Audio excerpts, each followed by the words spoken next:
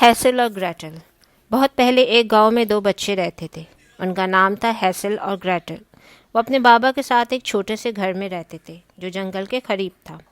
وہ بہت غریب تھے اور ان بچوں کو ماں کا بھی انتقال ہو گیا تھا۔ ان کے بابا اپنے بچوں سے بہت پیار کرتے تھے اور اپنے بچوں کا خیال بھی بہت رکھتے تھے۔ ایک دن ان کے بابا نے دوبارہ شادی کر لی۔ آؤ بچوں، اپنی ماں سے ملو۔ مسٹر جان اس بات سے بے خبر کہ ان کی نئی بیوی ایک جادوگرنی ہے اور اپنے بچوں کو ان کی نئی ماں سے ملواتے ہیں۔ جادوگرنی دل ہی دل میں سوچتی ہے، میں اپنے جادو سے ان پریشان کن بچوں کو اپنے شوہر سے ہمیشہ کے لیے دور کر دوں گی اور ان بچوں کو جنگل میں چھوڑ دوں گی۔ کچھ دن تک تو جادوگرنی بچوں کے ساتھ صحیح رہتی ہے۔ پھر ایک دن وہ بچوں کو جنگل کی طرف بھیجنے پر کامیاب ہو جاتی ہے۔ بچے بھی اپنی سوتیلی ماں کی باتوں میں آ جاتے ہیں اور جنگل کی طرف کھیلنے چلے جاتے ہیں۔ لیکن ہیسل ایک سمجھدار بچہ تھا۔ وہ چھوٹی چھوٹی کنکریاں راستے میں پھینکتا ہوا جاتا تاکہ گھر لوٹنے میں کوئی مشکل نہ ہو، اور ایسا ہی ہوا۔ دونوں بچے رات ہونے سے پہلے گھر لوٹ آتے۔ اگلے روز بچے پھر جنگل میں کھیلنے جاتے۔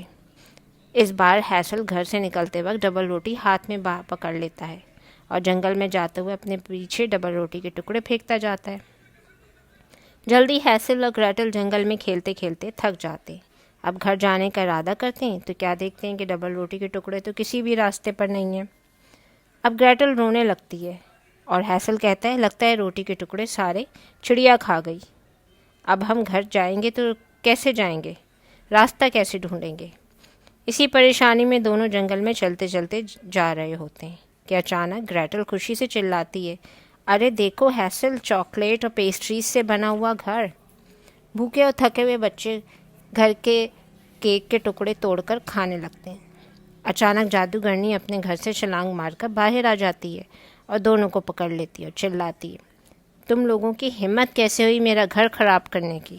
اس سے پہلے کہ بچے کو سمجھا پاتے، جادوگرنی ہیسل کو ایک پنجرے میں بند کر دیتی ہے اور گریٹل کو کھانا پکانے اور گھر کی صفائی پر لگا دیتی ہے۔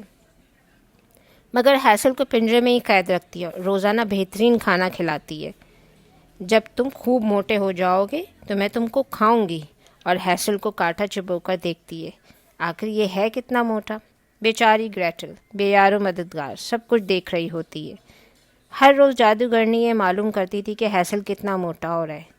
خوش قسمتی سے جادوگرنی کی نظر کمزور ہوتی ہے، اور جب بھی جادوگرنی یہ معلوم کرنا چاہتی کہ ہیسل کتنا موٹا ہوا ہے، وہ ہیسل کی انگلی پکڑ کر دیکھتی، اور سمجھدار ہیسل ہاتھ میں مرغی کی ٹانگ کی سوکھی ہوئی ہڈی پکڑ کے بیٹھ جایا کرتا تھا، اور جادوگرنی روزانہ مایوس ہوتی اور غصہ کرتی، ابھی تک تم کتنے سوکھے ہوئے ہو۔ آخر کار جادوگرنی انتظار کرتے کرتے تھک جاتی ہے اور کہتی ہے، اب میں تم کو ہر حال میں کھاؤں گی، اور یہ کہہ کر وہ اوون کو جلاتی ہے اور گریٹل سے کہتی ہے، اس میں تم اپنے بھائی کو پکاؤ گی اور میرے لیے رات تک کھانا تیار کرو گی، اور گریٹل کو حکم دیتی ہے کہ اوون کا ڈھکنا بند کر دے۔ گریٹل سمجھداری سے کام لیتے ہوئے جادوگرنی سے کہتی ہے، مجھے نہیں لگتا کہ اس اوون میں ہیسل آ سکتا ہے۔ جادوگرنی غصے سے چلاتی ہے اور کہتی ہے، ہٹو، میں دیکھوں اوون میں کتنی جگہ ہے، اور یہ کہہ کر اوون کی طرف منہ بڑھاتی ہے، اور گریٹل جادوگرنی کو اوون میں دھکا دیتی ہے اور اوون کا دروازہ کس کے بند کر دیتی ہے، اور دروازے کو اس وقت تک پکڑے رہتی ہے جب تک جادوگرنی کے چلانے کی آواز آنا بند نہ ہو گئی۔ گریٹل جلدی پنجرے کی چابی بھی ڈھونڈ نکالتی ہے اور پنجرے کا تالا کھول کر اپنے بھائی ہیسل کو باہر نکال لیتی ہے، اور دونوں خوشی سے چلاتے ہیں کہ اب ہم آزاد ہیں، اور دونوں مل کر جادوگرنی کے گھر کی تلاشی لیتے ہیں، اور جب سیڑھیاں چڑھ کر اوپر جاتے ہیں تو ان کو بہت سارا سونا، چاندی اور قیمتی زیورات بھی ملتے ہیں، اور دونوں بہت خوش ہوتے ہیں، کہتے ہیں اب ہم یہ سب اپنے بابا کو دکھائیں گے۔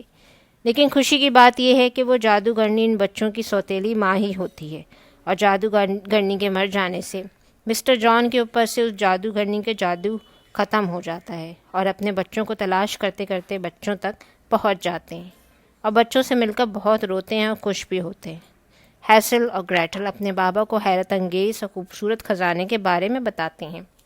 ہیسل اور گریٹل اور ان کے بابا اپنی جیبوں کو خزانے سے بھر لیتے ہیں اور اپنے چھوٹے سے گھر میں واپس آ جاتے ہیں۔ گریٹل، ہیسل اور ان کے بابا خوشی سے کہتے ہیں، اب ہم نہ کبھی غریب ہوں گے اور نہ کبھی ہمیں بھوکا رہنے پڑے گا، اور اس طرح یہ لوگ ہمیشہ خوش رہنے لگتے ہیں۔